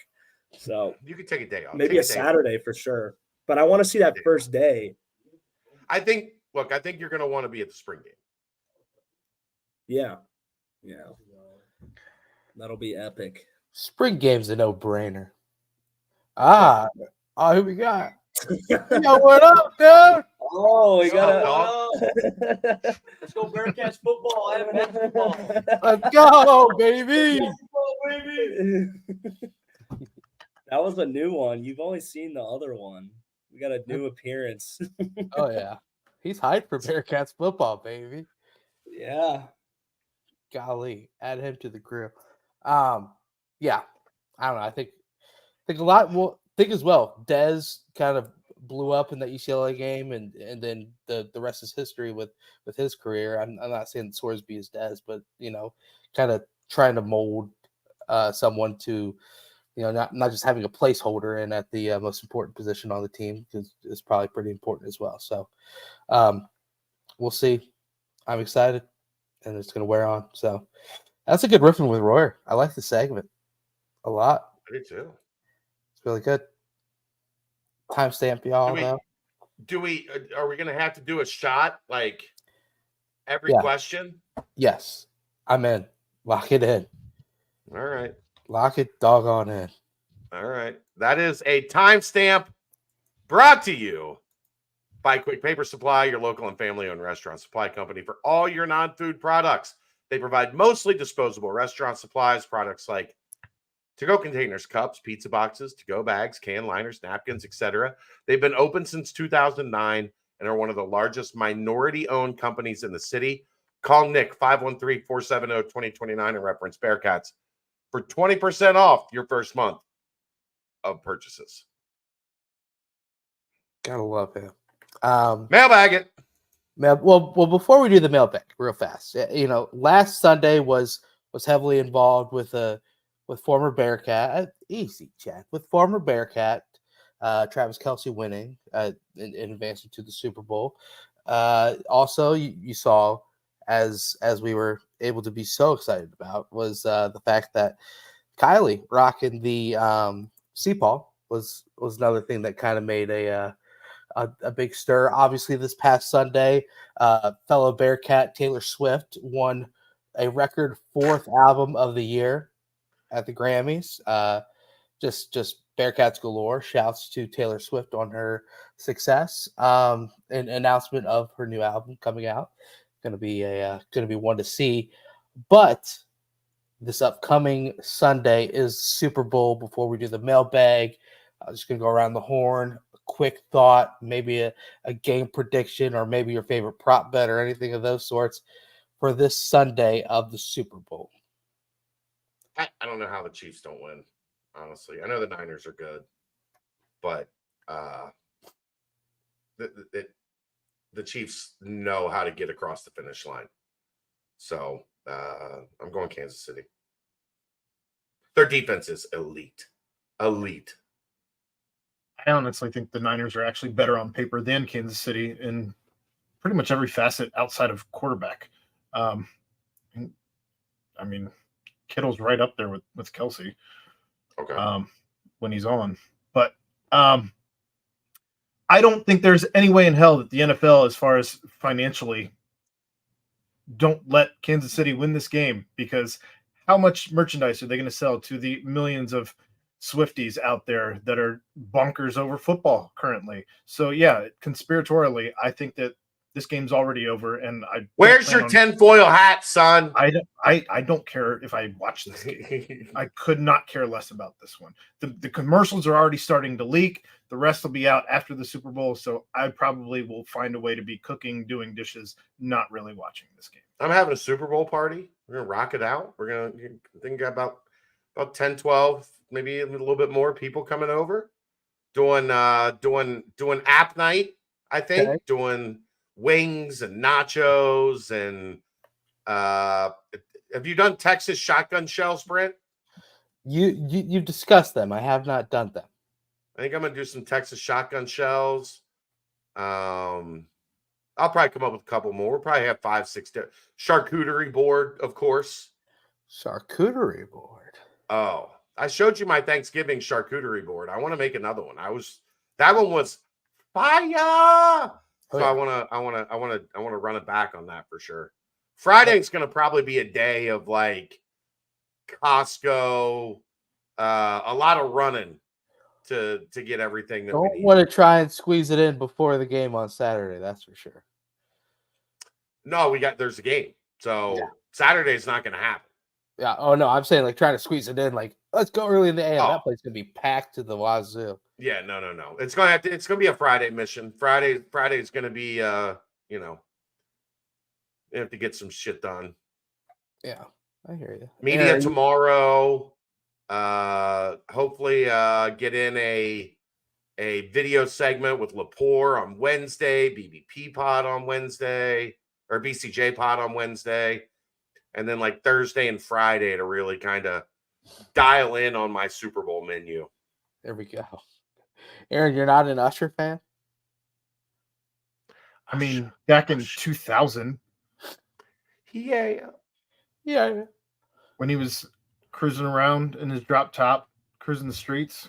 You don't want to let it burn? Let it burn. That was a lame album. That was a breakup album. Well, I'm excited to see who Usher brings out. You know, maybe. I mean, it could have been Taylor Swift and Eminem, but the Lions Lil Jon. bricked. And Lil Jon? What? What? Okay. because that guy costs you nothing right now. He's not doing anything. He's just here just to yell out a couple. Okay. Or, Yeah. how old is that guy anyway at this point? Okay. Royer, Super Bowl thoughts. Sunday, the big game. I think the Chiefs win. Sunday. Chiefs win. Aaron's favorite superstar gets more spotlight and leads her right into a quadruple platinum new album. Ooh. No. I think it'll be a good game, but I think there's no way. What date is the spring game, Brent? Date. That's a good question. I know it came 3rd. out. You can get Flo Rida for pennies. He had me laughing my ass off at the Kroger Wellness Festival. Good to see you're here with us, Thrifty. Oh. It's the spring game the 13th. I'm looking at. Oh wow, that would be quite the interesting date. Let me see here. I'm not going to be able to find it quick. I was hoping I would, but yeah. Well, what? Oh, there it is. There it is. Real quick while we're doing. What's the date? April 13th at Nippert Stadium. Yeah, that's what I thought. That's 6 days from another important date. While we're doing housekeeping, George and I will have Coach Bishel on with us tomorrow night on George in the Jungle. He, of course, is the new baseball coach. We'll be talking a little UC baseball before the season is underway. Get your mitts out. Play a little catch. Get you excited for that. Just rounding out the Super Bowl talk. I agree with Chad and Ryan.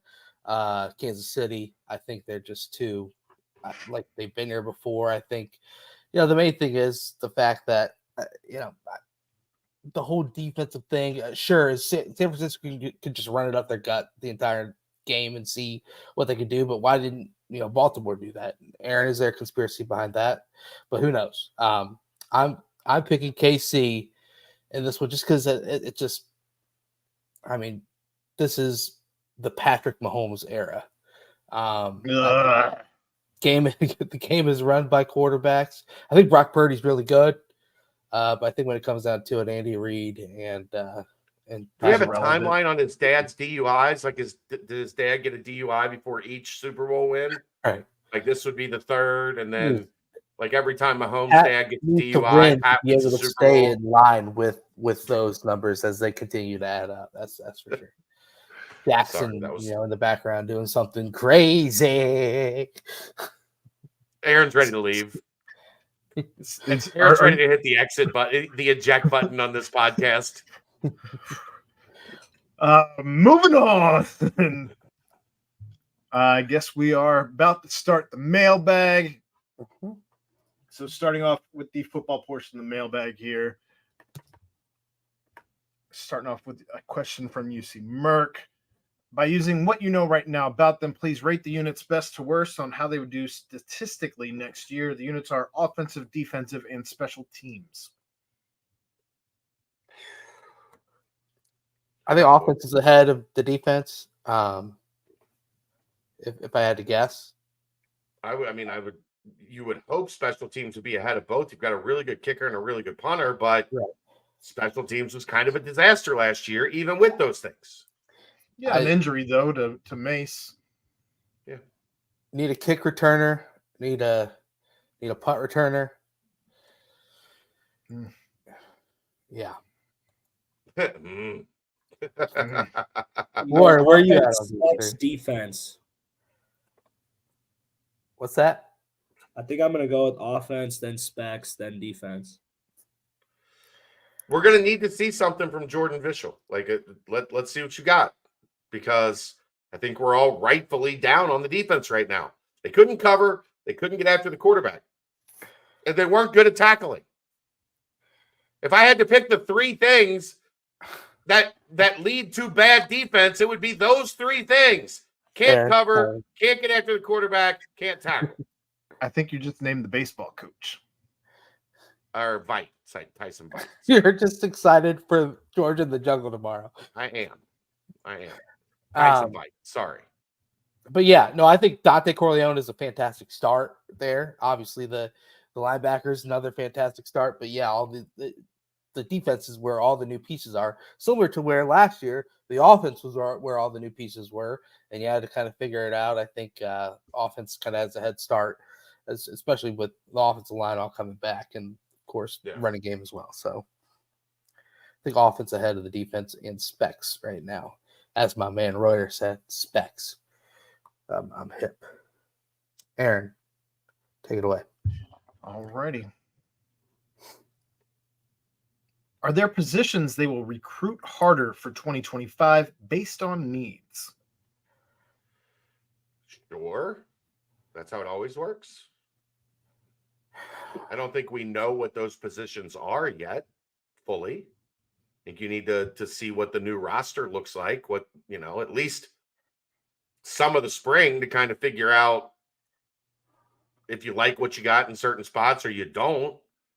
But yes, they always have. I mean, like with Marcus Freeman, we could always say they are going to recruit safety and corner harder than anywhere. And some of those guys will end up moving to different spots.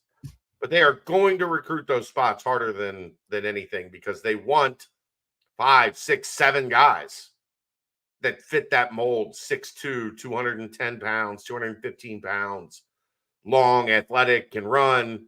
Like you want as many, that Marcus wanted as many of those dudes as he can get. Right now, we're not really sure yet.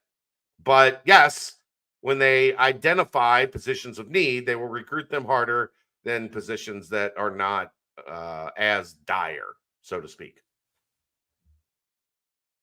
Anything to add on that, boys?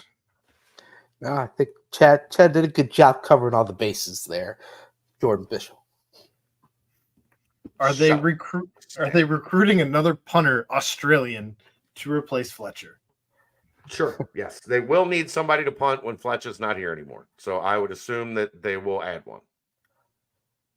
Do I have a name yet? No.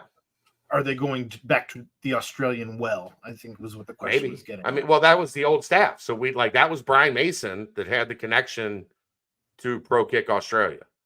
So we are probably going to find out within the next 6 months if that pipeline is still as good as it used to be. Because, I think a part of why Pro Kick Australia was so comfortable with that relationship was they were aware of what we became aware of, that Brian Mason was an elite special teams coach. Well, time will tell as far as how good this relationship is between the university and Mason Fletcher. So. Well, I mean, nobody, yeah.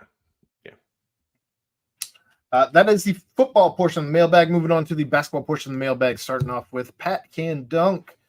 Texas Tech game. Number 1, player of the game. Number 2, stat of the game. 10 of 10 free throws is the stat of the game, right? Pretty good one. Name me a bigger one. One player shat his pants. I don't think that's in the stat book.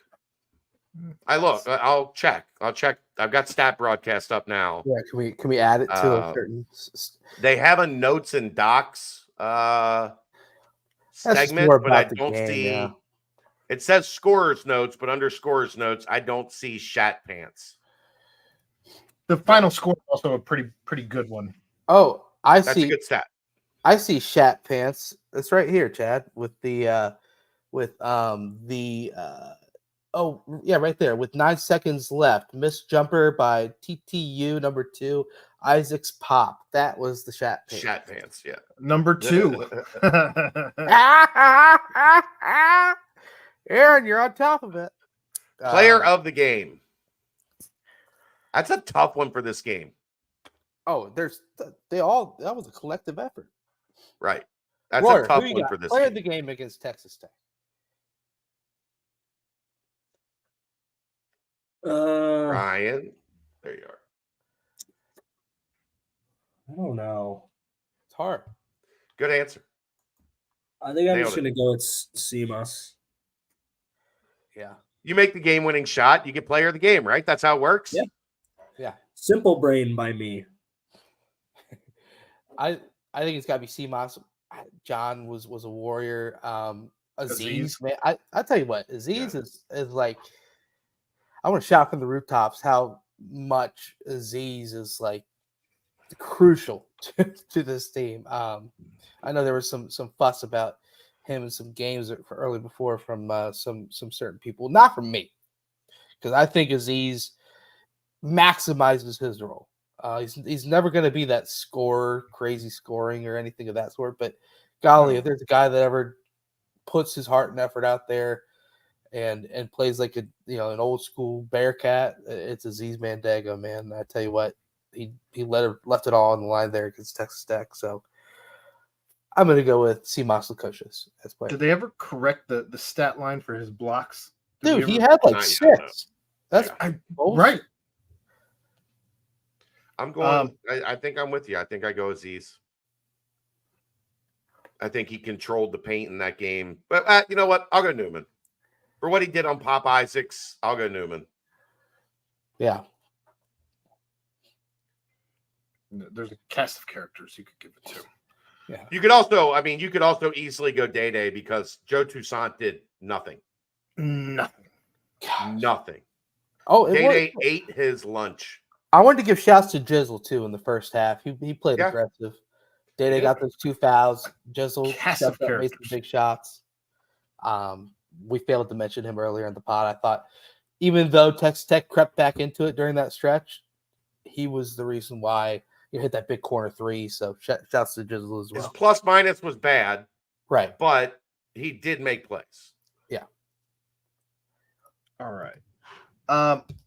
Along that same line, top 2 plays of the game of these choices. Number 1, Newman 3 to take the lead back at the 4-minute mark. Number 2, Simas game-winning shot. I think we would all agree that that's probably one of these 2. Number 3, Day seal to free up Simas for layup to go up 3 at the 3-minute mark. Number 4, Skilling's block on Pop on drive, 2-minute mark. Number 5, Day-Day's drive to foul out Toussaint, 1 minute 40 seconds. Or number 6, Skilling's rebound and pass to Newman to seal the win. I'll go off the beaten path here. I'll go with the foul to get Toussaint out because Pop Isaacs was terrible at point guard. When he had to play point guard, he was bad. So Toussaint, he looks like Trae Young, but he's not Trae Young. Right. Yep. Taking Toussaint off the floor was akin to Cincinnati losing Newman for the final, 90, 100 seconds, whatever it was against West Virginia. The head of the snake kind of to get them calmed down offensively was gone. I'll go with that one, even though it's the answer is probably not that one. But I love their point guard's in trouble, attack him, sit his ass on the bench because they don't have a good backup. It is also why I have said all along, akin to what Brent just mentioned, it's why you need Day and Jizzle to both be good. Because if something like that happens, if something like Day Thomas gets 2 fouls with 10 minutes left in the half, you can go to your backup and feel good. Texas Tech couldn't do that. It also took 2 efforts by Day to foul Toussaint out. Yeah, he fouled him the first time they didn't call it. Right. And he stopped, looked at the ref, said, "Come on, man, what are we doing here?" And then went at him again. I'm gonna do it again. how weird was that? Like everyone stopped. The whole court stopped. They all stopped. Well, the same thing happened. Toussaint started walking to the bench like he fouled out. Right. Everyone but the refs knew it was a foul.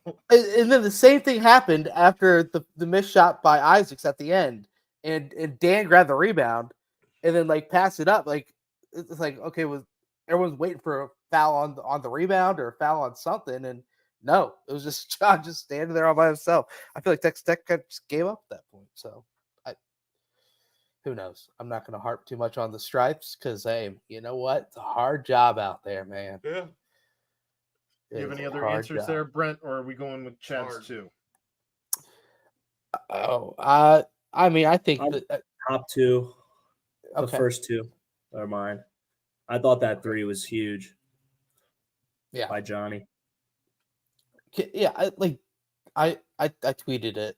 John has seemingly been the guy to be the response guy whenever the other team kind of goes on a mini run or something of that sort. John normally knocks down at some sort of a 3 or some sort of a shot to kind of, a hard drive to the basket. He's finishing really well at the rim too. I mean, it is crazy how blown away I continue to be by John's play. But yeah, I'd probably go those top 2 as well.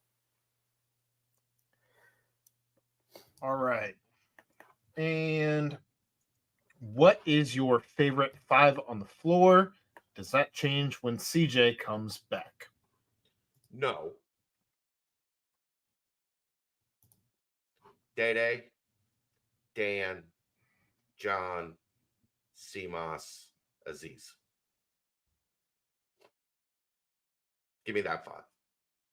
I'll roll with that 5. Defense, rebounding, yeah. Some scoring pop. Yeah. Seamas and Dan are your scoring. Day-Day's going to run the show. John has been really good on offense. Yeah, you don't get a 5 that scores a whole lot. But look, if he gets 8 to 10 on dunks and putbacks and things of that nature, that's all you need from Aziz. Yeah. So I'll give me that 5. I'll roll with that 5. And think about it too. Like adding CJ back is going to take so See you, much. Brian. Sorry. Is going to add so much. I don't even have that part of the chat open. All right, see you, No. Brian.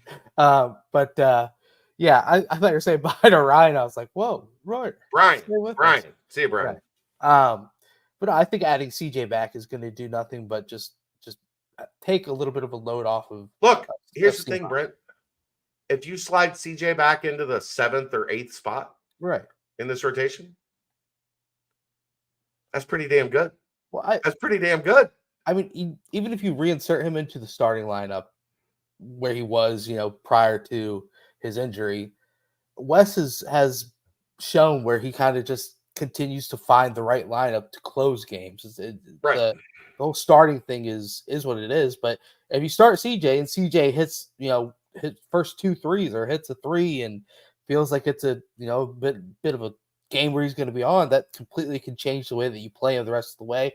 If he's being able to find his spots here and there, then if you need a spark off the bench or something, you roll with him then. So but I agree with your 5, and you need Aziz out there to be battling. Yeah, it's a good 5. It's a really good 5. Yeah, I mean, I think that 5 is legit, and then there's enough really quality options to kind of mix and match to get those guys a breather. It's a good 5. Long 5. Yeah. What realistically can schools do when they think they were hosed by bad officiating? Is there Nothing. a process? Is there a process? Do the refs get graded or reviewed? Who is watching the Watchmen? So I can't remember what year this was. It wasn't long ago. Cincinnati sent, and this is when they were in the American. It was a game they lost by 1 possession. I don't remember what game. Brent might remember because it was like we made a big deal out of it. But they sent 9 clips to the conference that they felt were officiated wrong. And the conference responded that 8 of them were the incorrect call. Yeah. And you know what was done? In a 1-score game that could have changed the conference standings? Nothing. Because once it's done, it's done. They say that the refs are graded and reviewed. But guess what? The people that you think are the worst typically end up in like the Elite 8 and the Final 4. And you're looking at the floor going, what the fuck? This guy's terrible. Why is Doug Shows, whatever, doing another Elite 8? Why? Why is Kip Kissinger in the Sweet 16. He stinks. TV Teddy. TV Teddy is a You good said he's official. banned, right? I'm pretty sure he's banned. Yeah, from the NCAA tournament. Yeah. Right. The crazy thing is Teddy is Wow. actually a really good in-game official. He does a bunch of this and that and runs up and down the floor and does karate moves. Riles shit. up Like, Mick, gets in yeah. Mick's face. So everybody, like, nobody likes TV Teddy's antics, but like Bo Borowski for 100 years in the Big Ten was awful. Everybody knew he was terrible. Everybody knew the second you saw, Broad Ripple Bo, is that what they called him, Brent? Yeah. The second you saw him on a game, your game was going to suck because he was going to be terrible at officiating it. And those guys still show up in all the big games. So they say that they're graded and reviewed. They claim that people are held accountable with profile assignments. And then you go turn on a fucking big game and there's Pat Adams. And that guy has sucked his entire life. Mm-hmm. So no, there are no watchmen that are actually paying attention. Yeah, that's a great point.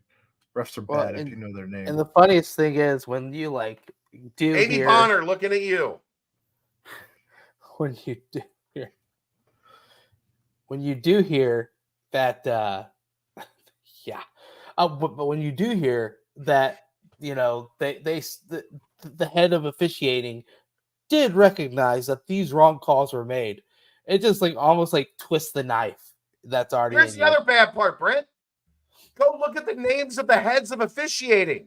They're all the guys we used to hate. They're too old to do it anymore. Right now, they're in charge. You gotta send it over to Gene Steratore, get his stuff. No. Don't you dare say a bad word about Gene Steratore. Steratore? Like John Higgins, I think is like the head of a large segment of officials. He was awful. Everybody hated him. And now he's in charge. Chad feels some kind of way about this. But it's been going on. Remember the old man Higgins that was dead for 30 years and he used to still be out there? He would just run from the coach's box to the coach's box. Yeah. And he fell down 5 times because he couldn't keep up with the pace of the game. What are we doing? Well, promise I don't think there's any good ones. He was running from coach's box to coach's box. You might have seen that same ejection this past. He was like Scott Drew running from coach's box to coach's box. Just don't take a knee right outside the coach's box. That's a bridge too far. No, the most insane thing from this past game was not 1, but 2 3-seconds in the lane calls in the same half. It's just what are we doing? Did McCaslin say, "Hey, watch 3 seconds in the lane," and then all of a sudden it's a call. Tom Crean did. Tom Crean said that on the broadcast. Right. Eric, you know why Tom Crean says that? Because they have a meeting with the coaches and the announce crew, and the coaches tell the announce crew things like, "Oh yeah, they camp in the lane. We'll be making that a point to the officials." And then they make it an point to the officials, and then Tom Crean looks brilliant because he was given the information beforehand. Man, I'm secretly rooting. I will say the one time I'm secretly rooting for so many more Tom Crean games. He's so good. He's so good. Creepy. Look, I talked to a couple people about it, and I was told he went into those meetings with pages of notes and to ask the coaching staff. Normally, when you go in, those guys are just asking the coaching staff to watch the games. Right. They're asking the coaching staff, tell us what we need to know. Tom Crean went in all right, I see you guys are running a lot of Spain, and you're running a lot of horns. What are you guys looking to achieve out of Tom Crean broke down tape. He was educated. He was informed. He knew the sets, the players, the strengths, the weaknesses, and I was told that was evident the day before the game when he met with coaching staffs and was on top of his shit So again, more flowers for Tom Crean. As good of an analyst as I've listened to this year. Yeah. And he's weird. That's Yeah, a creepy dude. You could tell that he like it might have been his first time with this play-by-play guy. He had been doing a bunch of AAC games, I think. Well, because he like you heard him, he was still hot. The mic was still hot when they went to like one of the first commercial breaks. He said, "How are we doing?" The Chucky guy was like, "We're doing well, doing good." So it's like, okay, Crane's probably trying to get over those early game EBGBs, but I thought he did a really good job. He tried to do a lot of Romo though, like saying what the play was before it was a lot of times, which I think is refreshing, but also in the same sense, it's like, they aren't going to throw a lob on every single play. I mean, maybe Cincinnati will if they get lob happy, but he was a little Romo-ish at times. I didn't get that vibe off him. Romo's gone. He's jumped the shark to where he's talking about doing shows in front of his tens of thousands of fans in his living room, except there really aren't any, or whatever the fuck he's talking about anymore. He's a crazy person. You got 5 minutes overtime period to win an important Big 12 game, and the players you choose need to play all 5 minutes. Assume CJ is healthy. Who are those Bearcat players right now?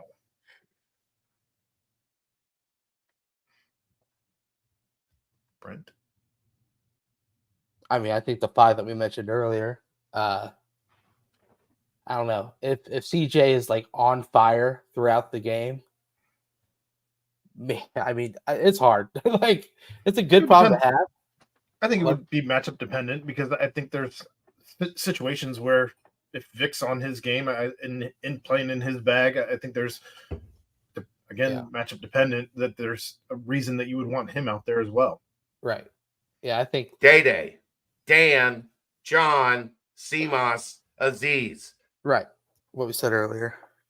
Day, Dan, John, Seamus, Aziz. Sounds Royers in. I like it. All right. That's the end of the basketball portion of the mailbag. Moving on to the Banks portion of the mailbag. Sorry for the late post. In line at Kroger Pharmacy. Of course, this is from Skins. Rapid Fire Pharmaceutical Edition. Best drug to knock Aaron out. Does this rag smell like chloroform to you? Chloroform. Go with chloroform. My answer is 30 Cincy Lights. It wouldn't be 30 anymore. I'm out of my bag. I'm way out of my bag. 30 Cincy Lights, and then an emotional conversation. Well, for sure. There's always an emotional conversation. And I'll just give you my shoulder, and you'll just fall asleep. It's fine. Breaking Bad or Miami Vice? Breaking Bad. I love Breaking Bad. Phenomenal show. I'm on True Detective right now, season Me 1. too. And it is amazing. Like the most recent season? No, he's on 1. Woody and you're on season McConaughey. Oh, wow. So you got to meet Daddario, did you? Yeah, Daddario. Who that might be one of the best scenes in cinematic history. Oh, I'm on episode 4. Don't say shit. Well, then you already saw it. What did I you think say? it's in episode 1 or 2. I've never drank a Breaking Bad, but I'm here for the strawberry daiquiri pina colada mix. I'm just saying. So, I've never seen a minute of Breaking Bad. Wow. I'm not judging. I don't watch TV. I don't have time to dedicate for like an extended. Like, you memorized all these wrestling things from when I was a kid, when I had time. Well, this was like Breaking Bad came out like 15 years ago. Busy building a business, Brent. I just didn't watch a lot of TV shows. Yeah. So I never saw Breaking Bad. So I have to go Miami Vice. I'm sure Breaking Bad was awesome. 2008, Chad. I started doing this in 2006, Brent. I thought it was just like 12 years on the BCJ spread. No, 06. I started Mick's first year. Mickey. So yeah, I just TV shows have not really been my thing. I think a lot of that too is like when I did watch TV at any point, it was like something Kelly wanted to watch, and we would watch together like at the end of a long day or whatever, like 10, 11 o'clock at night, we would watch a show or two, and then she would go to bed. So she never really wanted to watch Breaking Bad, so I don't think we watched Breaking Bad. So I'll go Miami Vice. I don't have a choice. I like Breaking Bad. I'm sure it was good. The last question: edibles or I'm gonna guess that word is vape, but Yes. Vape has an E. Yes. You've never had that before? Look, there's new things coming out all the time. I know there's plenty of shops popping up here, there, and everywhere.